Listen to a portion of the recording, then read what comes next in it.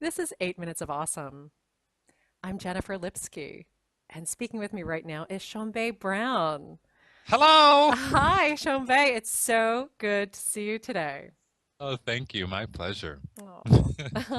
And hey, Tshombe, you are all about being authentic and living in that fullest expression is what you do, and it's what you help other people do as well. And what I'd like to know is when in your own life did you realize that that was so important? When did you start to embrace that fully authentic self? Yeah, great question. And I think, well, first of all, authentic is such an maybe overused cliche kind of term. And what I've kind of coined is being magnetically distinct. Something that people are naturally attracted to you because of who you are. And then when you're stepping into who you are, you're you're authentic, right? And for me personally, it's been like a journey there, and I can't point to any one particular moment, but many little moments of like, oh wow, I'm coming into my own and becoming more and more me, and I like me. Most of us spend our entire life trying to be somebody else, Mm. and I call it like putting your foot, excuse me, in someone else's glass slipper, right? And how do you find you're not Cinderella, and how do you find your glass slipper? Right. So my personal one, well, there's a couple, but you probably can see right now I have my mom says that I look like the Cheshire cat. The Cheshire Cat Yeah. grin. Yeah, but What? it's Yeah, the grin beautiful. It's because it's beautiful. my Yeah. whole Right, face. right, right, right.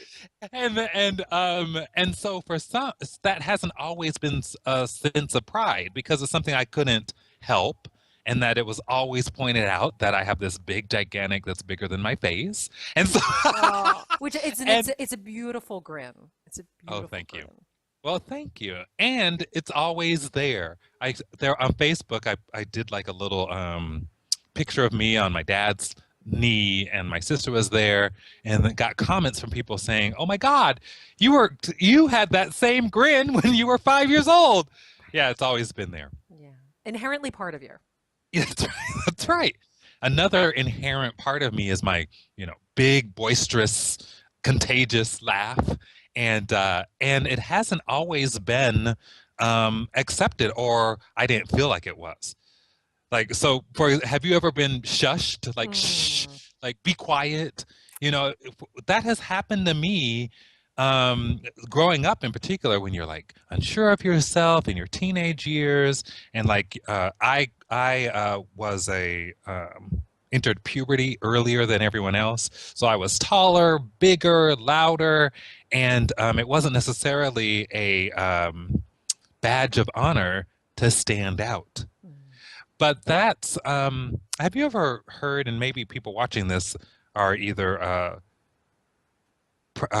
have this practice, or maybe you have yourself, of A Course in Miracles? Oh, I am familiar with it. Yeah. Well, it has daily lessons, and today's lesson was, oh, let's see if I remember. Um, I, I am entrusted with God's gifts. And your God's gift is you. So that he's entrusted you with. And if you're hiding because you're ashamed of your Cheshire cat grin, or because of your boisterous, gregarious laugh, and making yourself small and diminutive, you're not honoring the gift that God or the universe or whatever your higher power has bestowed upon you. It's not for you, and He's bestowed it upon you, not for you to hide, but for you to give. Mm. And so, supporting people, if there was any message I could give to people in this 8 minutes of awesome, right, would be your own awesome self. And whatever it is, when you're wondering, what's awesome about me? How am I so amazing? Well, that thing that you may have found shameful is probably the indicator. And Right. bring that to the fore as opposed to, being afraid to let the world see who you are. That is a beautiful and brilliant message. And I think of real benefit because it is that we all have these unique, wonderful, magnificent pieces of us. And there's always a bit of us in someone else as well. And so, in bringing that piece forward, undoubtedly, it will be a way to connect with other people in that Yeah, most beautiful and profound way. So, thank you for that. And you're I sure I would like welcome. to also talk about selling with spirit. You have this great Oh yeah. website, yeah, it's sellingwithspirit.com.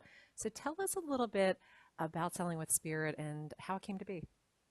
Yeah, Selling with Spirit came, well, my work life has been in the service industry, and particularly in human resources, and also helping people in special events and, very much in service areas. And so I was working for a company where our salespeople would they'd bend the truth. That's probably they would lie to get to get the Yikes. job. And typical salespeople, we have this kind of well, I don't want to call all salespeople that way, but there is this image that they're a used car salesperson. They'll manipulate you and try to arm twist you into buying something that you don't really want or need. And because of that, entrepreneurs like me have either one of two things. They shy away from being bold, having magnetic distinction in their messaging and selling at all, or they especially when they need the client, resort to these old school tactics, even unconsciously, because that's all they know. So what if selling was coaching? Helping other people get what they want. Right. How would that change your perspective of what selling is? And so Selling with Spirit was born, and that's the message that we bring to the world, that selling with spirit, it has multiple meanings, like, spirit is spirited, right? Joyful, fun, exciting, something that we, love to give. Right. And Selling with and then spirit, yeah, right? you're right. Selling Yeah, with makes spirit. you want yeah, It how does. excited, It yeah, does. Yes. can you get when people typically aren't excited about selling? But if you sell a spirit, Absolutely. It's a big difference. It really it's a is a big big difference. difference. And then secondly, it's connecting with others as well, and with a higher power when you are providing something of value and receiving something of value. That's the way energy works. It's an exchange. Mm. And so that's what I help people go through, a process that begins with understanding how they're magnetically distinct, and then a process that feels wonderful to them, that they will replicate. Because if it doesn't, if you feel horrible about what you're doing, then you won't do it Right. long term. Right. And also So achieving yes, that thank you. balance, right? That balance of, giving that, selling with spirit, giving that fullest expression, and then also, receiving back from Yeah, the other party, the other person, whatever it is, and it just yeah. perpetuates in this wonderful way. Giving and receiving Giving and are receiving. are the are two sides of the same coin, Hmm. right? Yeah, absolutely. And I'd like to ask one last question, and that is, if there was one person in your life from whom you really drew or draw inspiration from, who would Mm. it be and why? Yeah, there's two in particular. Well, there's three that come to my mind. So which of the three uh, is number one? Um, um, well, so there's not a number one, but what we're all number one. That's right. But but I think of one of my spiritual teachers, Joe Nunziata. Mm. He's the original spiritual seller, and he comes from off the streets of selling old school in New York, and the fast paced, and It's boom, boom, boom, boom, boom, and then has a journey, has gone through a journey where now he teaches, has wrote the book Spiritual Selling, and lives in California, teaching people how to let go of what's in the way. You know, we spend all our life trying to acquire more knowledge and experience and self-improvement and self-development. And what I learned from Joe Nunziata is it's not about what you're adding, it's what you're taking away that allows you to shine. So Mm. yeah, so he's one of my heroes and who I always go back to. And I know that I could call him up in the middle of the night, right? As someone who has guided kind of that thinking of, yeah, whenever I'm in kind of the world of I'm not enough, that, oh, something just must be in the way Mm. of my enoughness. Does that make sense? Absolutely. It absolutely does. Yeah. Yeah. So thanks for asking that great question. Yeah. And I love the concept of, not adding, but actually taking away what is not needed.